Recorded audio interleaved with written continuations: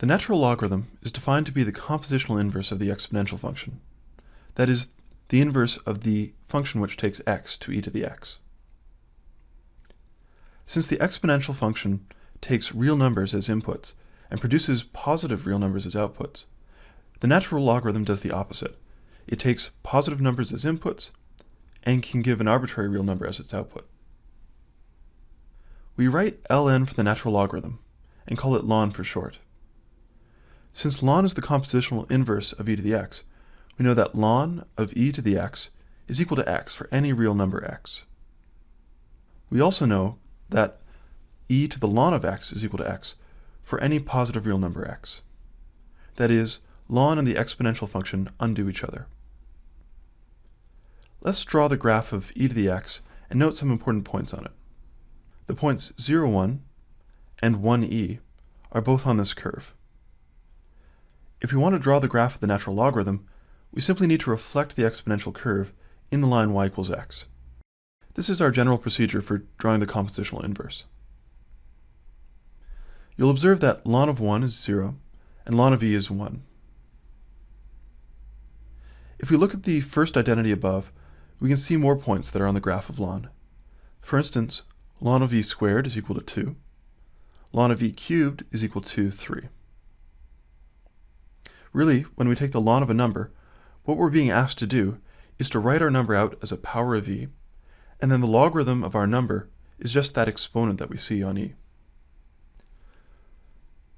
Logarithms are used for solving equations which have variables in the exponents. Let's look at problem 23, which asks us to solve the equation e to the 5x plus 1 equals 3 for x. We start by applying ln to both sides of this equation.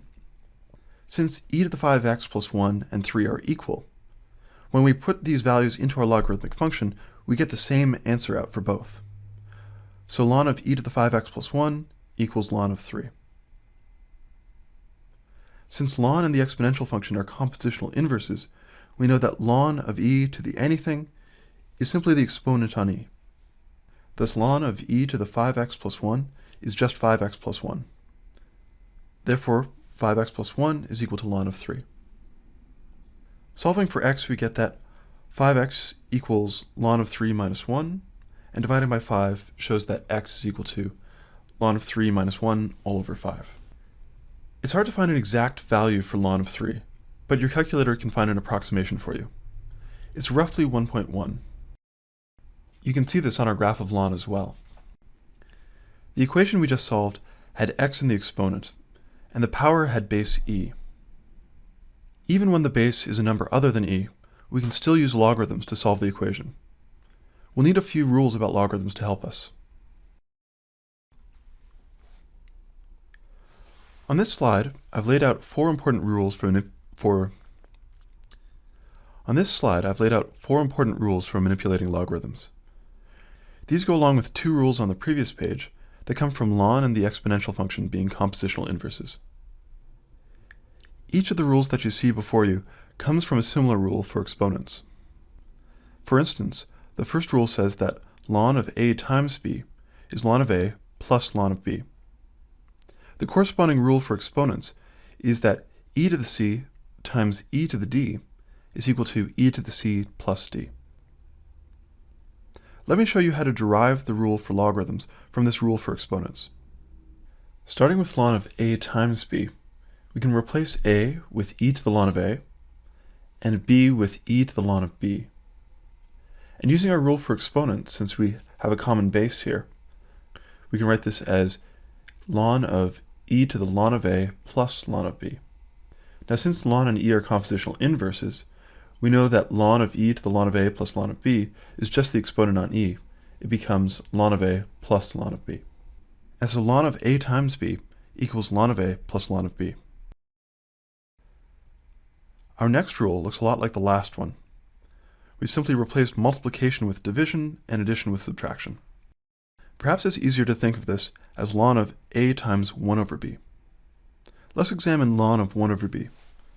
We know that e to the ln of 1 over b is 1 over b, and that's equal to 1 over e to the ln of b, since e and ln are compositional inverses. But using our laws for exponents, this is just e to the negative ln of b. Therefore, ln of 1 over b is equal to minus ln of b. And this is a useful rule in and of itself. Combining this with our previous rule, we get ln of a over b is equal to ln of a times 1 over b. And that's equal to ln of a plus ln of 1 over b. And that's equal to ln of a minus ln of b. Moving on, our next rule says that ln of a to the b is equal to b times ln of a. This is an incredibly useful rule for turning exponents into simple products. In fact, we've already seen this rule in the special case where a is equal to e. When a is equal to e, then ln of a, which appears on the right-hand side, is simply 1. Thus, this whole rule reads as ln of e to the b equals b, the rule we had before. We can prove this rule for logarithms using the rule for exponents that says e to the c, all to the d, is equal to e to the c times d. Let's first start with a equals e to the ln of a. So, because of this, ln of a to the b is ln of e to the ln of a, all raised to the b. Now we can use our rule for exponents to turn this into ln of e to the b times ln of a.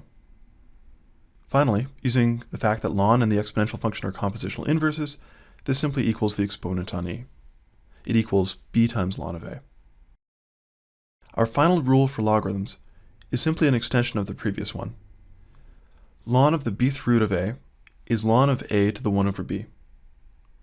Using the previous rule, we get 1 over b times ln of a. On the next slide, we'll use these rules to solve some complicated equations. But before we go on, take a look at what we can simplify with the rules you see here. We can simplify ln of a product of two numbers, and the ln of a power of two numbers. But you don't have a rule that simplifies ln of the sum of two numbers. So if you come across ln of a plus b, there's no easy way to break it apart.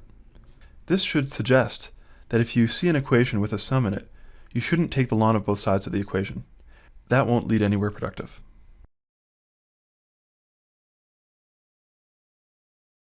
Our next two problems ask us to solve equations for y in terms of x.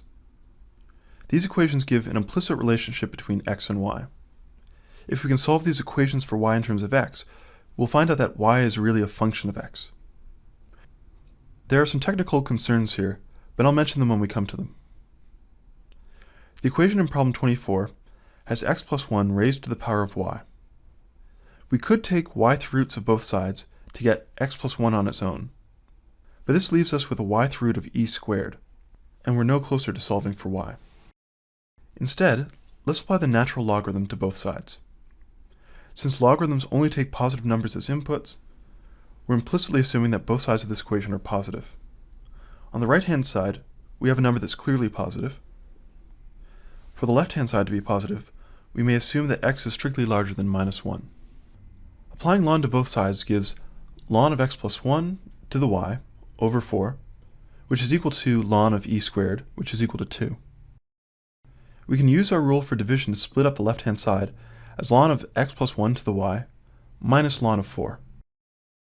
Next, we can use our rule for powers inside of ln to turn the left-hand side into y times ln of x plus 1 minus ln of 4.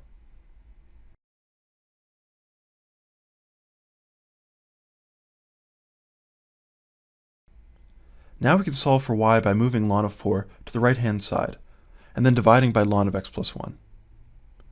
Notice that ln of x plus 1 can't be simplified because it contains a sum, and we have no rule for logs of sums. Let's move on to the next equation. Problem 25 asks us to solve this equation involving logarithms for y in terms of x.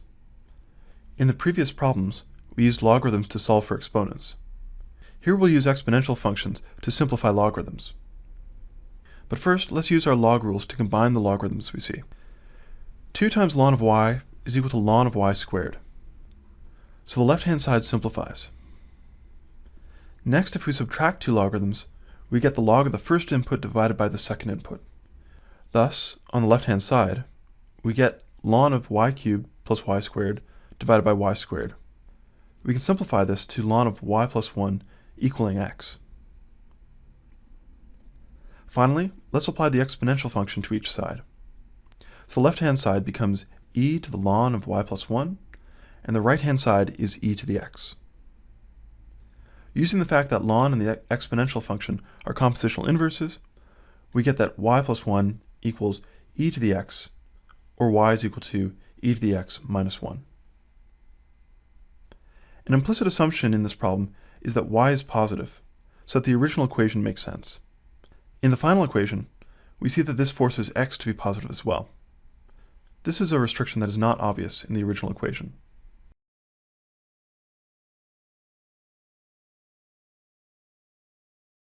Now I'd like to transition into talking about logarithms other than natural logarithms. From time to time, you'll come across logarithms with bases other than e. For instance, log base 10 is frequently used in the sciences, while log base 2 shows up in computer science. Problem 26 asks us to solve a pretty simple looking equation. You might be able to guess the value for x, which makes 2 to the x equal to 64. Soon we'll see how to use log base 2 to rearrange this equation. But let's use the natural logarithm, log base e, also known as ln, to solve this equation. Applying ln to both sides of this equation shows that ln of 2 to the x equals ln of 64. Using our rule for ln of powers, we get that x times ln of 2 equals ln of 64. Rearranging, we get that x is equal to ln of 64 over ln of 2. Looking back at the original equation, we can see that 2 to the 6 is equal to 64, so x is equal to 6.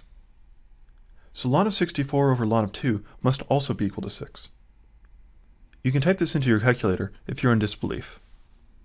We'll explain this once we know a little bit more about logarithms with different bases. So what is the base a logarithm? First I want you to pick a positive number a. The base a logarithm, written log with the subscript a, is a function taking a positive number to some real number. The base a logarithm is defined to be the compositional inverse of the function taking x to a to the x. So log base a applied to a to the x is just x, and a to the log base a of x is also x, for any positive x. These are the same identities that we had for the natural logarithm. In addition, these logarithms satisfy the same 4 rules that we had on the previous page, so we can use them to solve equations involving variables and exponents, just like the natural logarithm can. Our preference is to use the natural logarithm, ln, but other logarithms can be useful when the base of the logarithm matches the base of a power that we see in our equation. For example, in problem 27, we are asked to use log base 3 to solve for x when 3 to the x equals 81. It's easy enough to guess at the answer here, but the base 3 logarithm will help us manipulate the equations to find the answer. So applying log base 3 to both sides, we get log base 3 of 3 to the x is equal to log base 3 of 81. Using the first rule above, the left-hand side is simply x. We could stop here with x equals log base 3 of 81. If you want a more explicit answer, you could use a calculator if you want, or we can rewrite 81 as a power of 3, and then use our rules for logarithms one more time. 81 is 3 to the 4, so x is equal to log base 3 of 3 to the 4, which is just 4.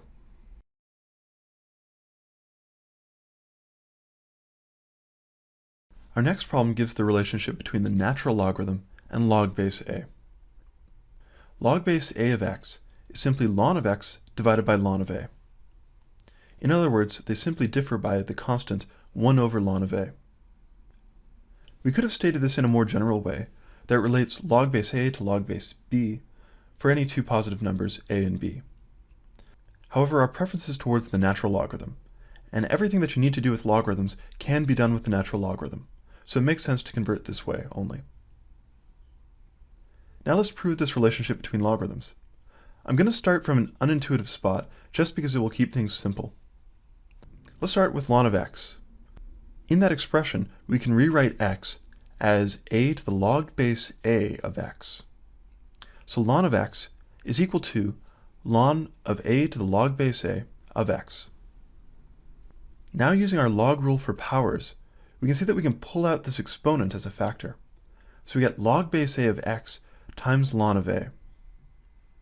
That is, ln of x equals log base a of x times ln of a. Or, rearranging, we have log base a of x is equal to ln of x over ln of a. Our final problem on logarithms, problem 29, returns to functions of the form k times e to the c times x. This is a variation on problem 19. Functions of this form are important because they are used to model exponential decay or growth of various quantities. So it pays to learn how to manipulate them into different forms.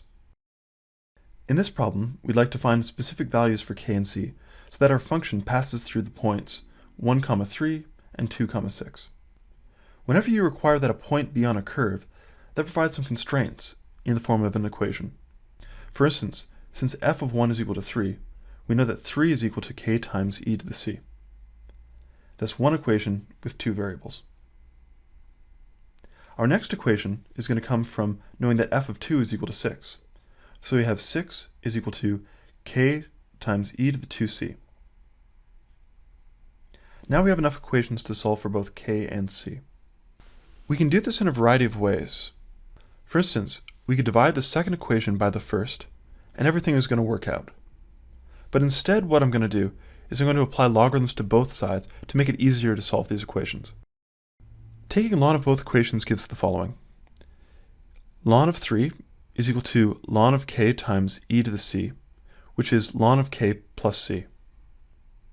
Our next equation becomes ln of 6, and that equals ln of k plus 2c.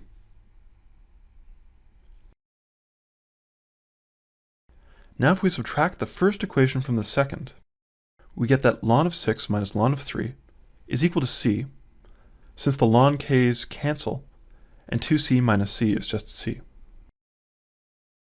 We can simplify this to c equals ln of 6 over 3, or simply ln of 2, using our log rules. Now we need to solve for k. Here's where it pays to understand the different forms of the exponential functions. Our function f is written out as f of x equals k times e to the c times x. We can rewrite this using exponent rules as k times e to the c all to the x. Since c is ln of 2, e to the c is e to the ln of 2, which is just 2. So f is k times 2 to the x. So if f of 1 is equal to 3, then 3 is equal to k times 2, so k is 3 over 2. Now we found the form for our function f.